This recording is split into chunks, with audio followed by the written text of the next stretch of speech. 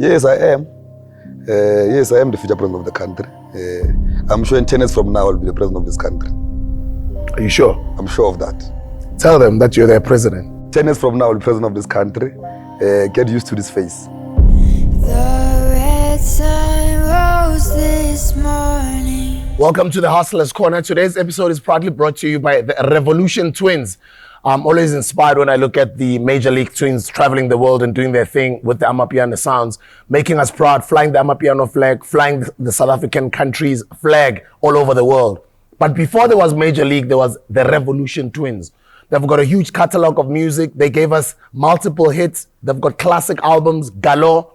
And the great news that you'll know that now their music is now available on all your music streaming platforms. So today's episode is proudly brought to you by the Revolution Twins. They're like, yo, Smuda, it's been quite some time. We haven't been in a scene for quite some time. People have been asking for our catalog. They've been asking for our music. They are responsible for multiple other musical careers out there. I'm proud of you, gents. And finally, your music is now available on all streaming platforms. Congratulations for that. The question I'm asking you is, when are you guys giving us a brand new album? And the second question is that brand new album going to be house or is it going to be piano? What are you guys going to do? But other than that, thank you very much for bringing us your catalog finally on all streaming platforms. So go stream their music. It is now available on all your music streaming platforms. And today, I'm sitting with a young leader, Mr. Colin Nokomalachi, who's the ANC Youth League president. And let me just give you his leadership roles because we're introducing him to the hustlers and the squatters out there who is our audiences and to the South African audiences at large. Who is this leader of yours?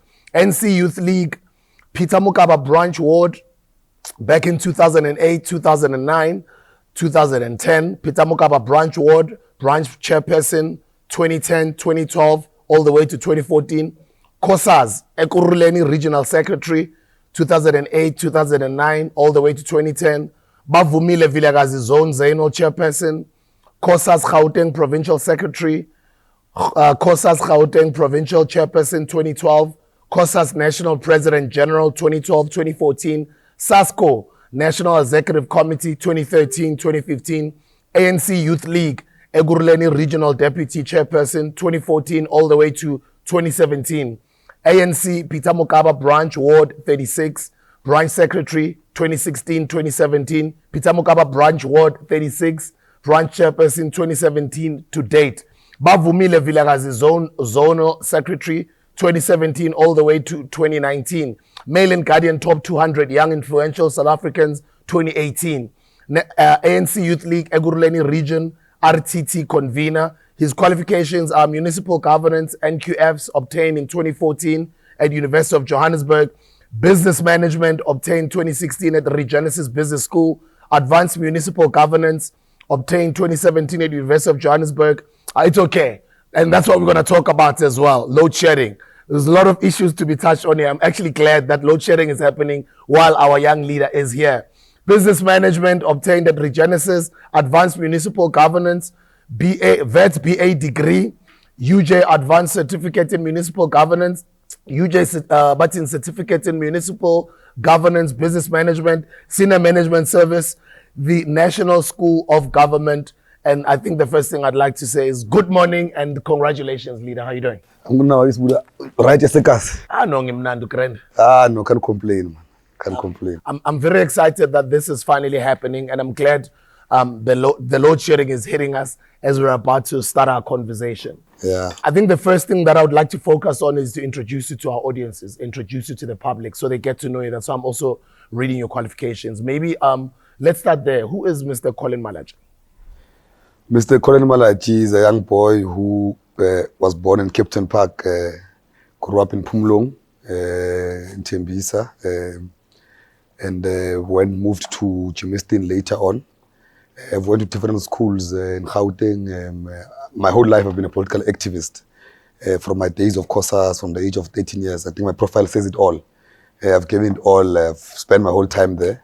I grew up from two different cases, Pumlong being one of them. Then on the later stages, I went to Kwandebele, then came back again in Ekasi, then went to stay in Germiston. And then why politics? I think I've always had a passion for it. I think I was recruited early. I can't say I had an option because if you are recruited as early as 13 years into politics, I'm from also political background where my father was an activist. Now I grew up with friends of my father who were politicians, and I grew up with older guys who were politicians, and Nkulekasi, where everyone was were interested in other things but not politics. But ultimately, I recruited many of them. A lot of guys from Ekurhuleni who later on became activists were recruited by me. And you are now in the spotlight, and you've just emerged as the brand new ANC Youth League president. Youth League hasn't been active all these years. What has happened? I do know about the RTT, but maybe let's take people back throughout you convening, but at the same time, the absence of the ANC Youth League. Look, if you remember in 2012, 2013, the Youth League was dissolved after a suspension of its leaders. It was dissolved and was a task team appointed.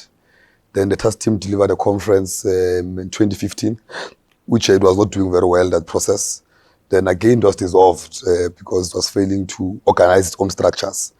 Now for the past, I can say close to 10 years, we've not had a clear, vibrant ANC Youth League because of those structures have been disorganized by the disbandments of structures and unable to find the right leaders to take the Youth League forward.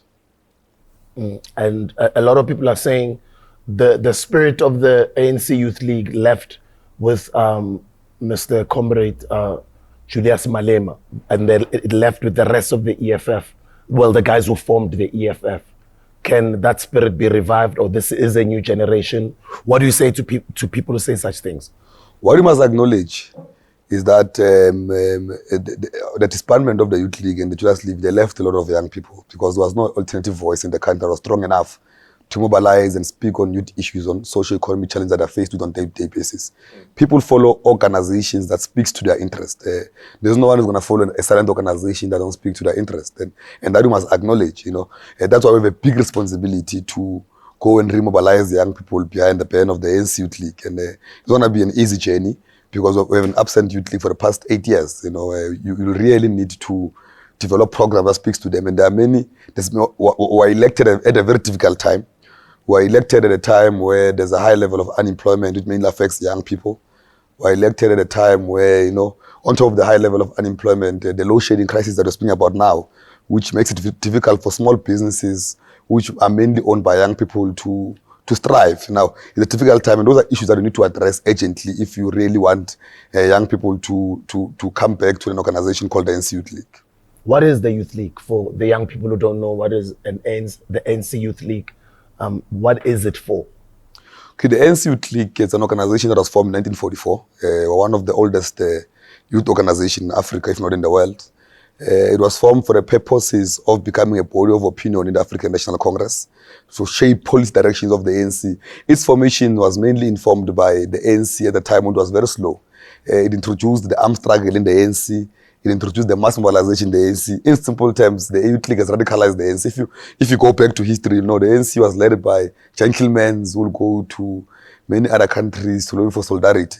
The Youth League, when it came on board, introduced the armed struggle to say that we can't be shot and be killed every day, and we don't organize ourselves back to fight for our own country.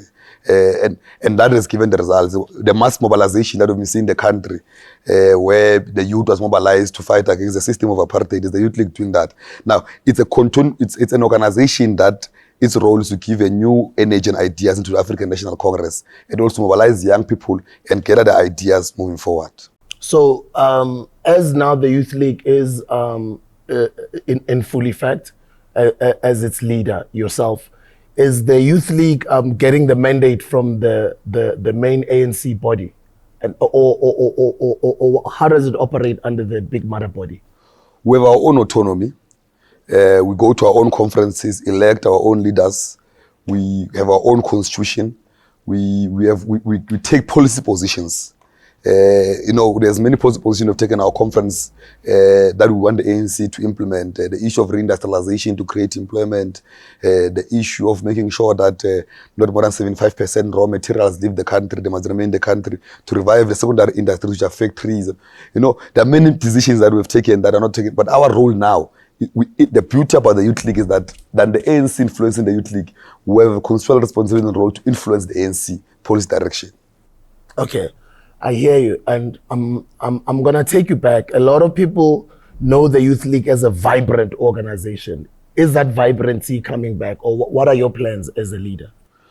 Look, the vibrancy has to come back because to be the voice of the voiceless, you can't be silent. You know, you need to address all the social economic challenges. I'm saying the policies that we want to push for the ANC to take and implement, it's not going to be easy because it means that you'll be changing things, that you'll be introducing new things. And you know, one thing about old people, they don't like new things. Now it means it's going to be a battle moving forward. Look, we've even taken a posture that over 50% of young people must go to parliament and legislature so they implement our policies. It's going to be a battle. We're starting our own processes now of nominating candidates for parliament.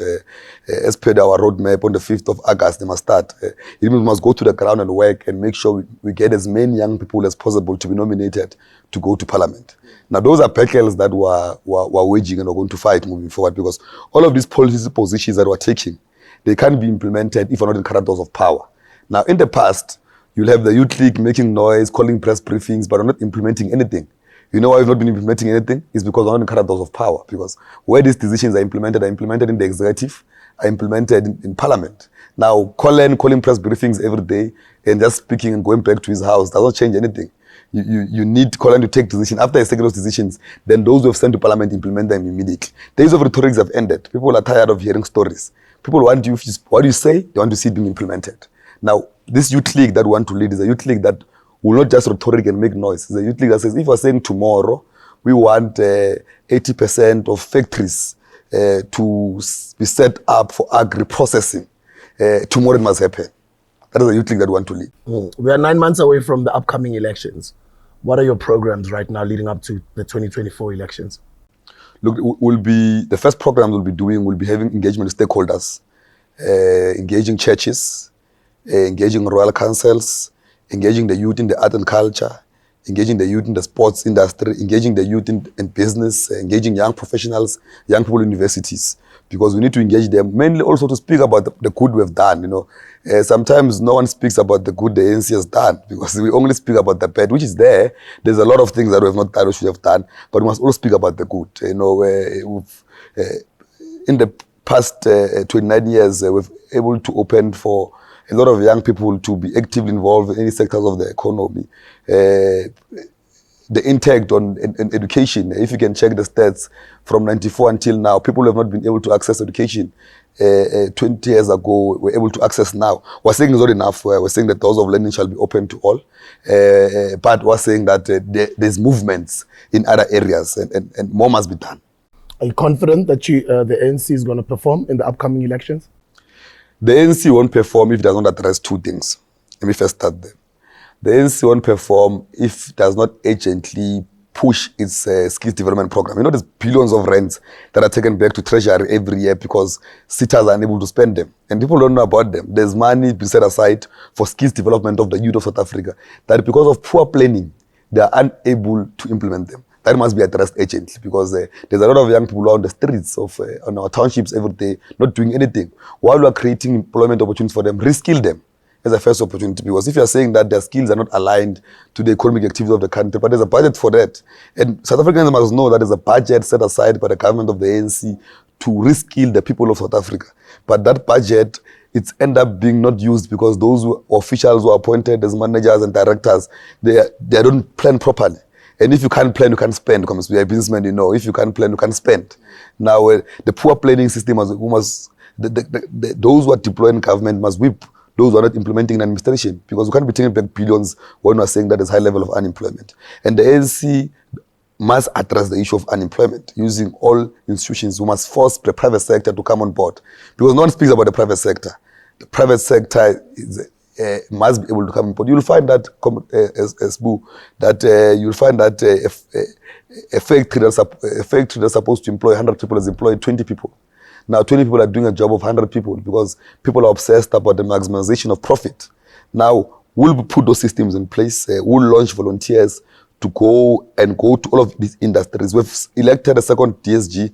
The job of the second DSG in the Youth League now is deal with monitoring of all our resolutions and monitoring state organizations, monitoring private sector to make sure they implement the policies that are in place. Because another problem we're faced with was that we take decisions, we have good policies, but no one monitors that they're implemented. The follow up, because a lot of young people now seeing a new leader like yourself, what is it? I think we've got the highest unemployment rate, no? Yeah, we're sitting at above 50% of young people who are unemployed. Young people is probably almost 70%. Yeah. It's a lot of young people. Yes. Who are unemployed. Like, what do I do right now? The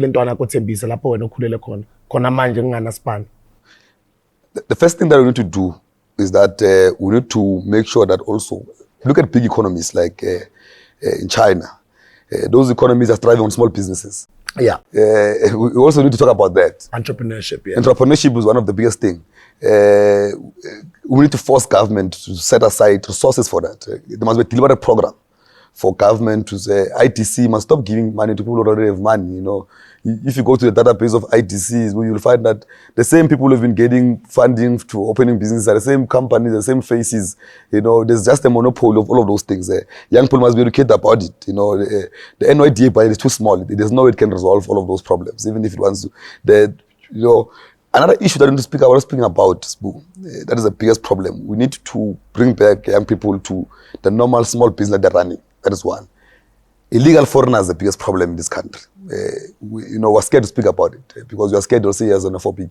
It's xenophobic to have a problem with legal foreigners in the country. But it's a problem to have people in the country, roaming the country, doing business every day, which you can't account for. There's no country that allows that. It's only South Africa where people are roaming the streets of this country every day illegally, when you can't account for, and most of their money is already circulating in our own economy.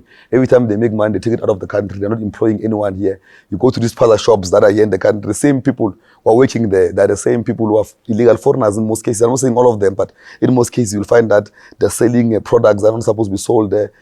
It's becoming very difficult for young people to compete with them because there's no way to compete their prices because of the spread away economy that they have, because of how they trade and where they get their products. Now, we're very clear as the Youth League that those businesses must set aside for young people only to operate in South Africa. Young South Africans to run. Because who said young South Africans can run their own tech shops?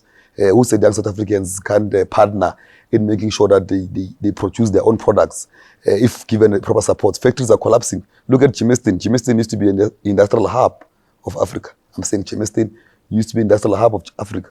If you can go there today, nothing is happening. A lot of production is done in China. A lot of production is done in China because of the cheap labor in China and brought here in South Africa. Our businesses are collapsing because on those bases. Now, I'm saying those are policies that we must put in place to address all of the problems that we're faced with. Then the ANC will go back to be the glory organization. I can tell you now, people still love the ANC. They're just unhappy with how the ANC is doing things in resolving their problems. Now, we urgently need to act on all of those issues because majority of people did not go and vote for any other political party. They just not vote at all, and that affected the ANC because those are majority voters of the African National Congress. Now, those are areas of things that we need to resolve on urgent basis. Still on the issue of entrepreneurship and young people doing for self, it seems like young people have also lost that spirit of entrepreneurship of doing for self, because a simple business like a spaza shop, those businesses, I trade in that space. That's the space that's pretty much kept my business alive over the past decade, the informal space. Spaza shops, wholesalers, cash and carries. There are no young people there. Intwana zeta ziko, kuma restaurant aziki intwana. Like, let's focus on that simple business like Spaza.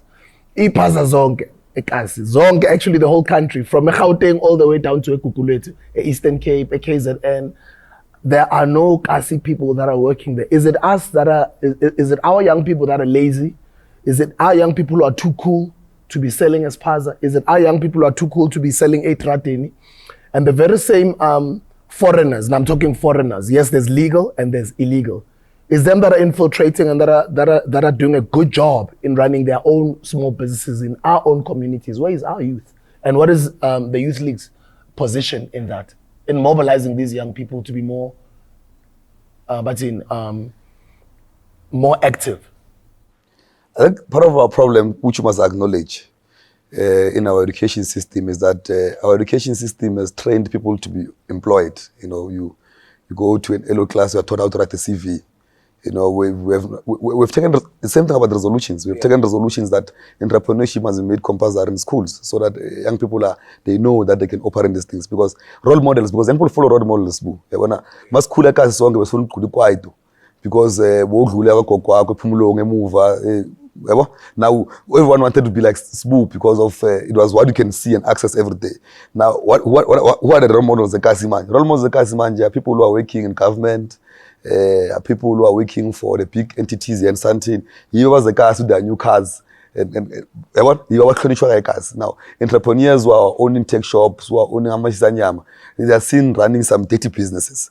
Now we need to re-educate our people to know that a sponsor shop can run a proper business if it's well managed. You know, a sponsor shop is seen now as a dumping area for those who have dropped out of school, for those who are not getting employment. It's not seen as a side of business. Now, I think also the mindset must change, because no matter how much funding you can throw in, but if the mindset has not changed on that, we need to create small businesses to also create employment and be actively involved as the youth in South Africa, will have a problem. But another issue is that it's very difficult for them to compete with the foreign-owned shops. They're trading at a very low price. One is that when you run a spaza shop, you run a spaza shop, you're also faced with the black tax. In your own house, you must pay overtime, must pay electricity, you've got a brother who goes to school and all of those things. Now it's very expensive to run a business, because also you're a breadwinner with that business. Now the spaza shops, mainly the foreigners who are there, they sleep there in that shop, most of them. They take their money home once a year or twice, or whatever they do. Now it's very difficult, but also the pricing. It's fixed, you know. I think also as part of the industrialization, we need to also build warehouses in townships that are linked to spaza shops, so that all our spaza shops buy in the same areas that can cap and manage the prices. Because if you buy in macro, you buy whatever, buy in different shops, the pricing will be high compared to those that stock in the same places. The spaza shops that are owned by foreign owners are delivered mainly by the same suppliers everywhere. Now the price capping is very easy to be managed. Now it's very difficult for you to compete with someone who buys in bulk, as 100 spaza shops in the area. The price is fixed when you buy alone in the township. I think that education must be brought back. We need to link them. We need to assist them to buy in as bulk and make sure they sell the townships. Then they'll be able to compete. Apart from me, Paz, again, let's talk about those that are either in manufacturing, those that are running, young people that are now in business, that is employing other people, because I think the backbone of any other country out there all over the world is small businesses. What is Youth League's stance on small businesses? Look, as I've said in the beginning, we need to reinvest in small businesses. We need to also bring in the youth who are ready entrepreneurs to do cooperatives and reopen these factories. Public enterprise, ITC, all the small businesses department must have a deliberate program to pump resources there. Yeah. We need to redirect that energy there, because obviously, you're not born from a background where you have a trust, or your father has left money for you to open a factory. You know, we need to give you a head start. That is not laziness. That's not dumping money. We're saying that it's impossible for you to compete with a child of Rupert, who already has got a factory at home. It just continues. You might be the first person in your family to own a factory. Now there must be a deliberate program from government that cares about the people to go and give startup packs to all of these people to start their own factories, and they revive all of these factories all over South Africa, so that they also assist the small businesses to run in our townships and in our towns and everywhere. But anyway, we're also a gateway to Africa. Yeah. You know, we've got a bigger market. South Africans, if we do things right in South Africa, we can even import people, labor in this country, because everyone will be busy and working. Because being a gateway of Africa gives you a new advantage also. It means that you can train the whole of Africa. You can put all your products in all corners of this country. And what is the Youth League's stance on corruption issues? Because that's where pretty much most of the money ends up getting blocked and disappearing, and it doesn't reach down to the people on the ground. As you are speaking, Uti, Njalo, at the end of every financial year, treasure. Corruption is the biggest enemy in this country. It reverses all the good this country can do. You know, I always make an example. I hate corruption so much. I think I'm one of the biggest ambassadors against corruption. The government can say, because there's informal settlements, they can say Winnie Mandela, for example, informal settlement. Let's put aside a budget for 100 houses to be built. Then the corruption can make sure that only 20 houses are built, and the money of 80 houses, it's nowhere to be found. That's how bad is corruption. It means it can displace 80 families and put them on the streets when there's a budget for them to build houses set aside by their own government that they voted for. Now, in most cases, and what we don't speak about, administrators who are in charge of supply chain, who are in charge of, they're the most corrupt. Yes, politicians are corrupt because they don't act on them when they find them do these things. But if you can go deeper on who's the most corrupt, are those who are signing off all of these projects. And the poor, most of these politicians, they find themselves strangling things that are wrong, but the bigger chunk of the resources is taken by those who are there, who continuously do the because those ones are the ones who on day-to-day basis distribute the resources of the state. Politicians take decisions at that level, then at the lower level, these ones distribute them. Now, we are to blame also as politicians because our monitoring mechanisms are also weak. Because we're not monitoring how the money we decide on flows. That's why we need to urgently make sure that our monitoring systems. See, when I speak about corruption, I even get shocked. That's how much I hate it. Our monitoring systems are in place. I see there's a good move made now in the presidency. They've appointed a minister that is responsible only for monitoring at this current point. Now, we hope that will give good results because that minister's role is to monitor and follow the resources of the state on a day-to-day basis. Now, a lot of people are always flocking into one place, a place like Gauteng, a place like Johannesburg, for economic opportunities. And I'd like to know the Youth League stance as far as people flocking into, one place where they can be participating or creating opportunities themselves where they are. Look, the resolution of the Youth League is the implementation of the economic corridors. There's a decision that must implement that. The state must implement that, but the issue is implementation. Look, if you create processing and agricultural focus in Mpumalanga and in Gauteng, and make sure that even the high schools there and the colleges there, the TVET colleges there, training people on agriculture and processing, it means the youth of Limpopo and Gauteng don't have to migrate to Gauteng, most of them. They'll remain in Limpopo and Mpumalanga because the opportunities will be created there for them. Now, that's how you manage the issue of the flocking in of people. People flock into Gauteng because that is the only place where there's economic activities. Now, when you create economic activities in all the provinces, you force everyone to remain there and you link the education of those provinces, the subjects and everything to what happens in their area. Now, for example, if you're going to teach someone from Limpopo about simplest thing as maybe manufacturing. Yeah. When you can easily teach them about agri-processing. Yeah. It's easier for them that area. They don't have to flock to Pretoria where BMW is operating, or flock to PE where there's a VW operating. Now I'm just saying, what do you need to do to manage the flocking? You need to create opportunities around the area of people still. But the most important thing, Sbu, is to reskill them. Because the skills must respond to economic activities of the area. Now, we've not, for the past 20 years, we've not really skilled people according to economic activities of their own area. Now, we must have a clear program that the schools in this area, this is what they focus on. The schools in this province, this is what they focus on. Now, every province must have a focused program on skills development. And what type of a leader is Mr. Malatji? And what will be your leadership style? Okay, one thing about me, because I've led my whole life. I've been leading since the president of COSAS. And, I'm a very accessible leader, very decisive. One thing about me, those that have led with me will tell you, I'm very decisive. No matter how difficult it is, I take decisions. I'm a hands-on leader. I'm hands-on, but also I love a lot of community projects. I do a lot of community projects, soccer teams in the townships, because that's how I want to be accessed and be known. Others are saying I'm a dictator, but I don't think I am. I think my decisiveness can easily be translated to dictatorship because I don't like things to move slow. I want things to move fast and decisive. But also I hate ill-discipline all my hand because I believe that there's no organization that can survive with ill-discipline. Everyone must be focused. Part of the things that I hate, mainly it's drugs. Because I lost a very close brother of mine to drug abuse. If you remember, Mamelodi and Tembisa used to be when this Nyaopen thing arrived, all the young boys fell into that trap, and my family member was one of those who were affected by that process, and I think we need to clean it out. It's one program that I'm obsessed about Because also that on top of the high level of unemployment, 100,000 of drugs have created also unemployable youth. On top of the high level of unemployment on the states, but there's youths who are roaming the streets every day, who are unemployable, who even if you can create opportunities as more fire, you won't be able to employ them because they're not productive. Because of the drugs that they are in, it's one big thing we don't speak about. It's killing the youth on day-to-day basis, and we need to unite all of us to fight against it. We need to clean it out because it's highly concentrated in our own townships where already there's problems. The social problems already there. The drugs are just adding onto the problems that we have already.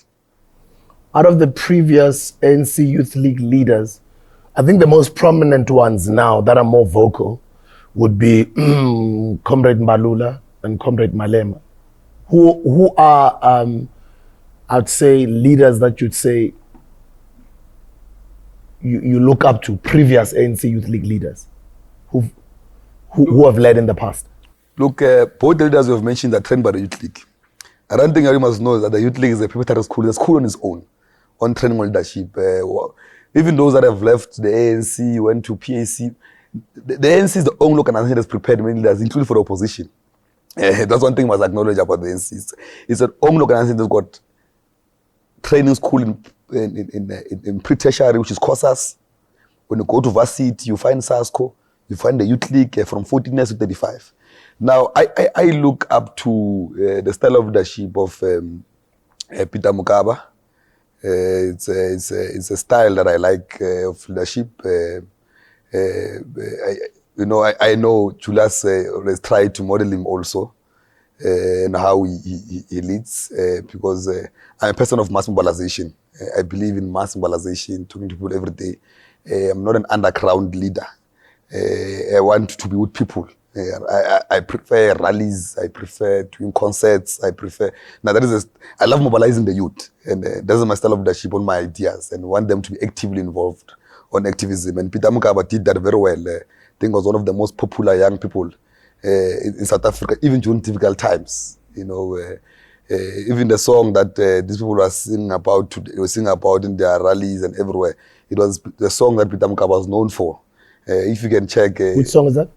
The Kiss the Poor song. It's a song that Peter Mokaba sang a lot, and used to mobilize and energize the youth around it. But at that time, it was relevant because of the Pekel at that time. A lot of young people have been killed and hanged and by the system of apartheid, which mainly was led by the Puras at that time. And that's why the song was a bit more relevant even then.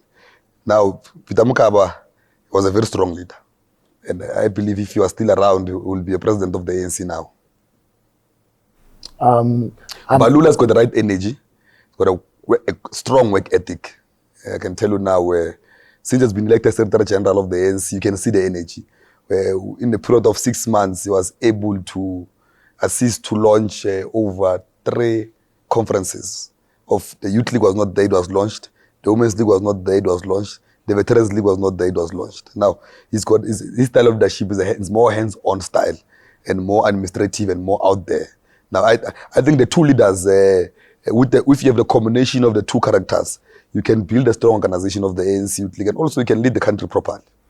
Factions in the ANC, will you allow that in the Youth League, and how will you be able to hold it together? In the beginning, I said I love discipline. The ANC, it's a democratic organization. Towards conferences, people are allowed to go and lobby and campaign and do all of these things. When the leadership is elected, everyone follow the new elected leadership. Now, anyone who does outside that, we're going to act on them. We're not going to allow ill discipline in the Youth League. We're going to act hard on them. But they know already. They know my style of leadership. They know I don't take lightly people who want to delay and divide. The ANC Youth League at this point can afford to be divided, because we're faced with so many challenges that affects the youth. Anything that moves us out of the program of resolving all socio-economic challenges is an enemy of the revolution. Now we must act on it. Do you agree that the ANC made a mistake by disbanding the Youth League almost a decade ago? And how far the ANC would be if the Youth League wasn't disbanded? I agree that it was the biggest mistake ever. It has created us problems that we have today. You know, it was an emotional decision. I don't think it should have happened. If you can go back to the records, the videos, I was in the forefront of those who were against it. I was still in high school that time, but I was the leader of COSAS. I led masses to the house to request the ANC not to expel and disband the ANC Youth League. You know, we were in the forefront of that program against it. You know, it was a very wrong decision. And if we could reverse it, if we could return the days and the ANC could see what it has caused, and now we would have the problem. It caused serious damage on the institution of the ANC because the Youth League was delayed, because the Youth League is the preparatory school of the ANC. Its role is to produce leaders in the ANC. Now today you have people who are leaders of the ANC who have never been in the Youth League. You will never have that. We will never allow you in the past to lead the ANC if you're not from the Youth League. We're totally against it. Now, today, anyone can just walk into the ANC and lead the ANC without going through the school of the ANC. Then later on, they become problems for the ANC because they're not well trained and prepared to deal and manage the ANC. And how do young people get oriented around the Youth League? How will the Youth League also be reaching out nationally to young people? We'll be doing mass programs. We'll be wanting partnership with everyone, including the youth in art and culture, because youth are organized, one thing for sure, in their own corners. Now, what do we need to do as the Youth League, and what we'll be doing? We'll be engaging them in their own corners. Then the young people will decide whether they want to be actively involved in the ANC Youth League or not. And in most cases, it has worked, because the moment you engage these young people of the ANC, of the Youth League, of society, who are in their own corners, they realize, no, but this Youth League has got young people who are educated, who are smart, who share the same vision as us. We must go and join them and form part to assist them to keep this thing going. Because the media sometimes presents the ANC as an organization full of uneducated, corrupt people who have no plan. But the moment you engage the youth of South Africa, we have engaged them, they get to realize that it's not true. It's a media narrative that is created to take the ANC out of power. And how do you fix the image that the ANC, but that your organization has right now? Look, the only way to fix it is to act on the wrongs, and it must be known. You know, you can't talk about it. You know, that's why I'm saying that the Youth League must also be ambassadors against corruption. We must go to departments. The young people of the country must see us practically marching to ITC, asking for set-asides. So that, guys, we have set-asides for you. Where are they? Who are you giving these things to? Disclose them. It must be public known. Public money, when they spend, it must be known to spend to who. Why is it made a secret? You know, if teachers who are given money by ITC, it must not be a secret. It must be known that the system must be published. A young person must be able to Google at Department of Small and Businesses how many black businesses have been given resources and who are these black businesses. The NYD has given grants. How many grants have taken out? You can't run with the state resources, people's money, and run it in secret. It must not be secret. Supply chain processes must be made public. It must be known that in Ekurhuleni, where I'm from, there's an adjudication process for building of roads. These are 50 companies that have applied. This is how they're adjudicated. We must not run in secret. And the moment we don't run in secret, I can tell you, people will start to see, but the reality is that these people are transparent now. They are ready to self-correct. Let's come back into the elections. Do you think the ANC is going to perform above 50% national? If the ANC resolve all the things I've mentioned here in this interview, they can even perform way above that. The most important thing is to get people to go and vote. Those that love the ANC, are not prepared to vote for any other opposition. Those who are ambassadors, so the ANC has done work for us, or just are not happy with what they're doing and how they treat, how they manage the state. If we can just self-correct, I can tell the ANC will even perform above 60. Are you scared? No, not scared, because we're going to work hard. We're going to make sure that, anyway, the last elections, the ANC went without the Youth League. It's the first time the ANC now goes to election with a strong ANC Youth League to mobilize young people behind the pen of the ANC. As somebody who's led people to the Lutuli House and was fighting against the Youth League being disbanded, having seen how far the EFF has gone, because it's those young people who built that organization, how did it make you feel to see FNB Stadium as full as it was on Saturday last week? Look, it was a scary moment because FNB is a very big stadium. You know, even if I know if you are going to put in voting terms, that is 2 seats in parliament. You can get the EFF 2 seats in parliament. But for the fact that the EFF, a young organization that is 10 years, who takes from us, you know, the EFF doesn't takes from the Youth League, you know, was able to fill FNB Stadium is a problem. But you see, the most important thing that we need to address is that the youth of the country start to know the truth. Because, you know, when there is no leadership, people can indicate left and go right. Inconsistencies of, we'll explain to them that some of the political parties they are following, they are inconsistent on the messaging. Today they say go up, tomorrow they say go down, you know. Today they say we want the land back.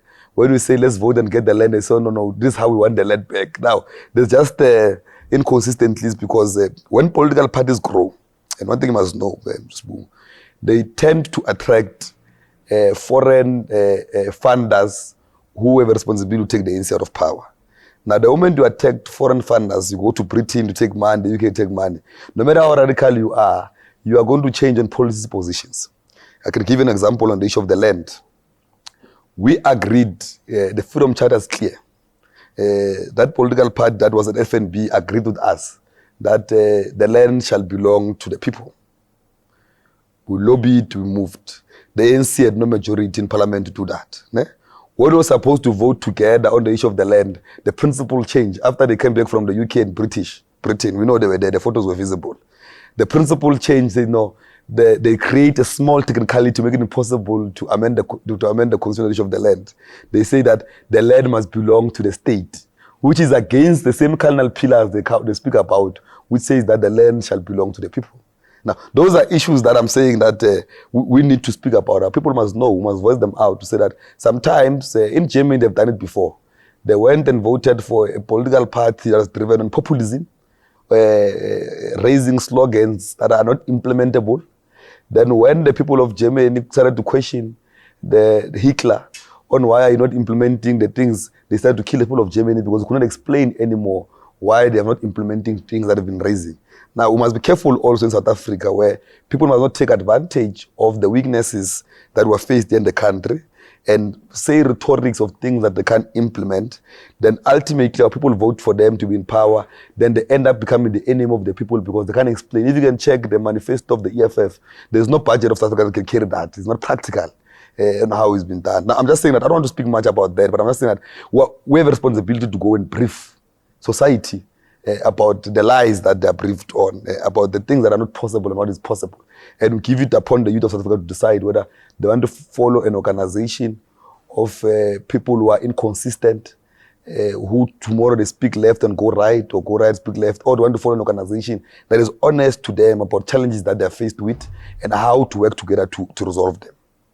Your stance on coalitions? Look, I don't think it works. I know the research is saying the future is collusions, but if collusions delay service delivery. But also you end up working with people that you don't agree on policy, you know. Again, you know, let's make an example, municipalities. A mayor is elected. It's the only person elected to be a mayor in council. A mayor appoints what you call, it's a mayoral committee.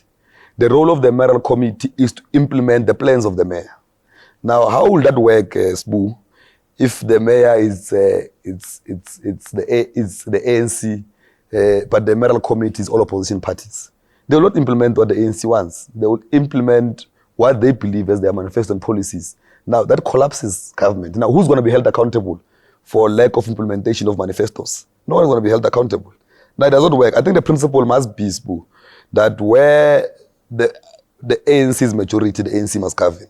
Where the EFF is majority, the EFF must govern. Where the DA is, all opposing parties must govern. So there is one party that governs and takes responsibility. So the people of that area can hold them accountable. Because how we when I go to an Mbizo, people will say, no, it's not me, it's the EFF, not collect the waste. The other one will wake up and say, it's not me, it's the ANC has not clean, we have not built clinics. The other one will come back and say, no, it's the Action SA, we have not built schools. You see, now there's no accountability. It moves away people from, and the key important thing that must protect also democracy is accountability. Leaders must be accountable to those that voted for them.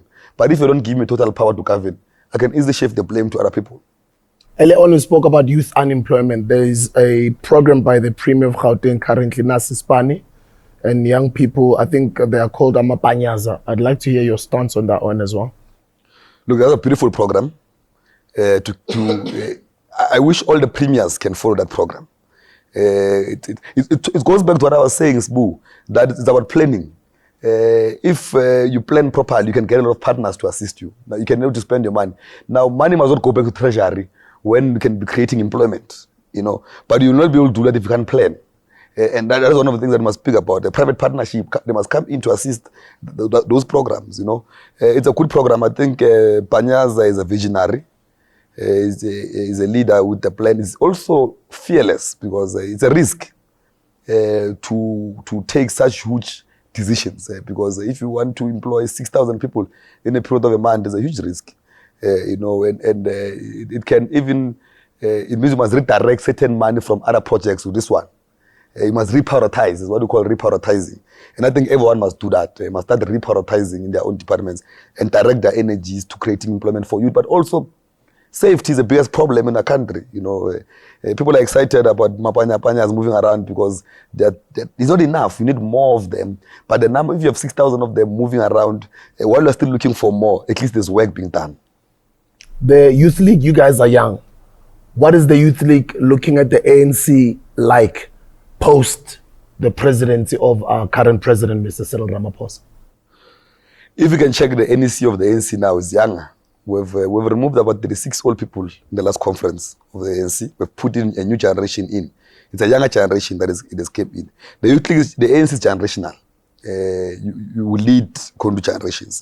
The generation of the post-Kwandebele conference of 1991 after the Alpeni, that must come in. The generation of Mbalu must come in. There's many generations that must come in now. Our generation is also waiting. The parties we've still the younger ones also there.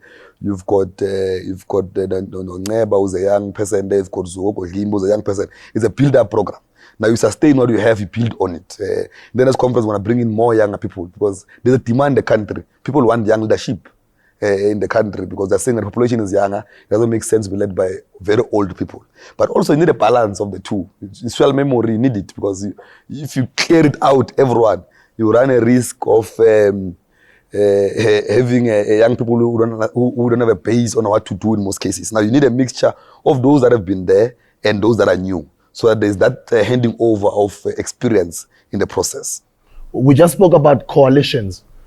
A lot of corridors, there's talk that there's a possibility in the country of the presidency of Comrade Paul Mashatile and Comrade Julius Malema as the vice president. What is the Youth League stance on that? There's no such. It's a rumor. There's no such. There's no such. It's a rumor. There's one president, President Cyril Ramaphosa. Paul is the deputy president of Cyril. Julius is nowhere in our structures. And I can tell you now, we're not going anywhere in collusion there in the national or anywhere. We're working very hard. We're not preparing for any collusion at the national. We're working very hard.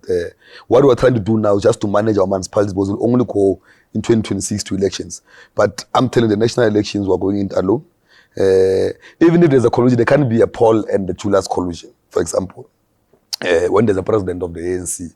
Now it's just people are creating rumors to try to divide the leadership of the ANC, which does not exist. They are highly united and they are working together to make sure that the governor has enough support for the ANC. Thank you so much. It's good for us to but again, it's good for us to get your visit, to introduce you to the country, to our audiences. You will be a friend of the show. Any other time that you feel like coming to speak to young people, the platform is here. Your last words to the young people of the country. Which camera can you look on to address these people? Sure. No, the most important thing to young people of the country is that they must stay away from drugs. We're aware of their frustrations of unemployment. We'll be addressing them. Your voice of the voiceless is back. Don't be scared to come to the Youth League whenever you've got issues. Those who've got different skills that they think they can assist the Youth League moving forward, come forward. You're welcome. Let's unite the youth of South Africa to make sure that there's an overwhelming victory for the African National Congress in 2024. Thanks. Are you a future president of the country? Yes, I am. Yes, I am the future president of the country. I'm sure in 10 years from now, I'll be the president of this country. Are you sure? I'm sure of that. Tell them that you're their president. 10 years from now, I'll be president of this country. Get used to this face. Ladies and gentlemen, Mr. Collen Malatji. Thank you very much, leader. Thank you, Smuda. Great to meet you. Hey, Tada. All right, guys, we'll see you in the next video. Danko.